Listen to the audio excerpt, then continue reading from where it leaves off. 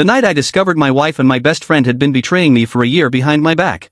I used to believe that betrayal was obvious, that it announced itself with lipstick stains, secret phone calls, and guilty expressions that couldn't quite meet your eyes. I never imagined it would hide in plain sight, sitting across from me at dinner, laughing at my jokes, asking me to pass the salt. My wife, Lauren, and my best friend, Marcus, were the two people I trusted more than anyone else in the world. If someone had told me 3 years ago that they would be the reason my marriage collapsed, I would have laughed in their face. That kind of drama happened in movies, not in quiet suburban neighborhoods where people waved politely and mowed their lawns on Sunday mornings. Lauren and I had been married for 9 years. We met in our mid-20s, both working entry-level jobs and dreaming about the future. We built everything together. Our first cramped apartment with the broken heater. Our first dog. The small house we stretched our savings to afford. There was nothing flashy about our life, but it felt solid. Marcus had been my best friend since high school. We survived awkward teenage years, college road trips, and the confusing early stages of adulthood together. He was the best man at my wedding. He stood next to me when I promised to love Lauren for the rest of my life. Back then, I remember looking at both of them and feeling lucky beyond measure.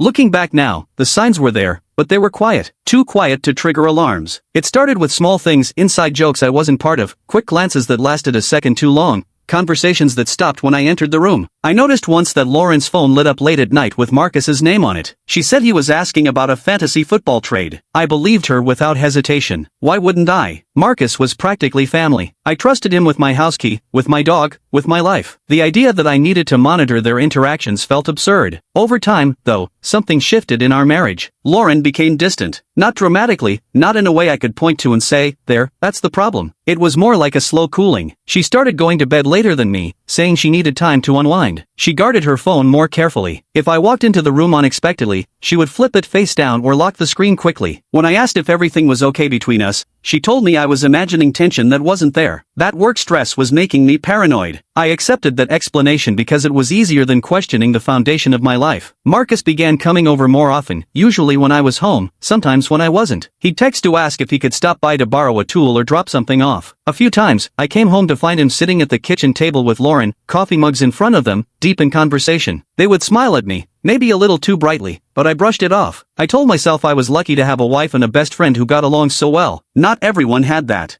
The first moment that truly unsettled me happened at a 4th of July barbecue in our backyard. Friends filled the patio, music played softly, and the grill smoked in the corner. I was carrying a tray of drinks when I caught Lauren and Marcus standing close together near the fence. They weren't touching, but the space between them felt charged. She laughed at something he said and placed her hand lightly on his arm. It lingered just a second longer than necessary. When she noticed me watching, she stepped back quickly. Marcus cleared his throat and started talking loudly about sports, as if to cover something up. I felt a flicker of unease, but it disappeared as quickly as it came. I told myself I was reading too much into a harmless moment. The whispers in my mind grew louder over the following months. Lauren seemed more distracted. Our conversations became surface level. Intimacy faded, replaced by excuses about exhaustion or headaches. I suggested we take a weekend trip, just the two of us. She agreed, but spent half the time texting. When I asked who she was messaging, she said it was a group chat with friends. I didn't press further. Part of me didn't want to know. There's a strange comfort in denial. As long as you don't have proof, you can cling to the version of reality that feels safer. The truth revealed itself on an ordinary Tuesday. There was nothing dramatic about the day. My morning meeting got cancelled unexpectedly, and I decided to head home early to surprise Lauren. I imagined taking her out to lunch, maybe reminding ourselves that we still enjoyed each other's company. When I pulled into the driveway,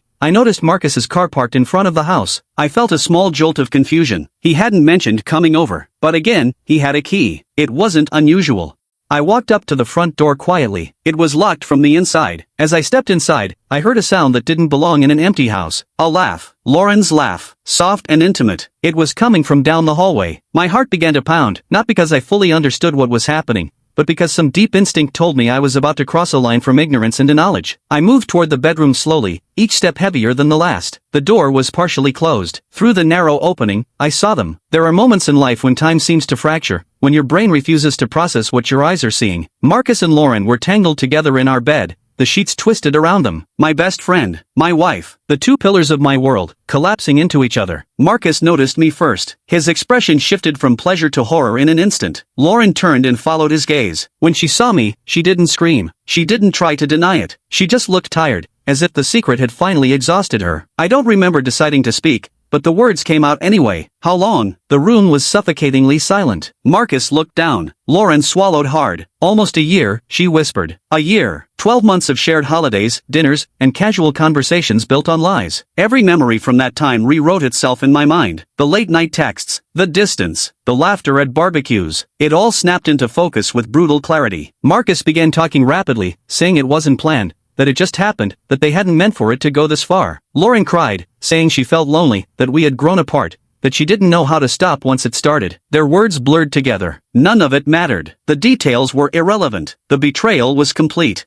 I didn't yell. I didn't throw anything. I felt hollow, as if someone had scooped out my insides and left an empty shell standing in the doorway. I told Marcus to leave. He grabbed his clothes and walked past me without meeting my eyes. The front door closed behind him with a quiet click that felt louder than any scream. Lauren tried to reach for me, to explain, to justify. I stepped back. I asked her one more question. Do you love him? She hesitated. That pause told me everything before she even answered. Yes, she said finally, her voice barely audible. That word shattered whatever fragile pieces of hope remained. Affairs could be framed as mistakes, as lapses in judgment. Love was different. Love meant intention. It meant choice. The weeks that followed were a blur of legal consultations, awkward family conversations, and sleepless nights. Marcus disappeared from my life entirely. He sent one long text message apologizing, claiming he never meant to hurt me, saying he hoped one day I could forgive him. I never responded. There are some betrayals that don't deserve closure. Divorce proceedings moved forward with clinical efficiency. Assets were divided. Friends took sides. Some drifted away, uncomfortable with the tension. I moved into a small apartment across town. The house we had built together became just another property listing. In the quiet of that apartment, I replayed everything. I searched for the moment I could have stopped it, the sign I should have noticed sooner. But the truth is, trust doesn't come with a surveillance system. It relies on faith. I had given them both my faith without hesitation. They had treated it like something disposable.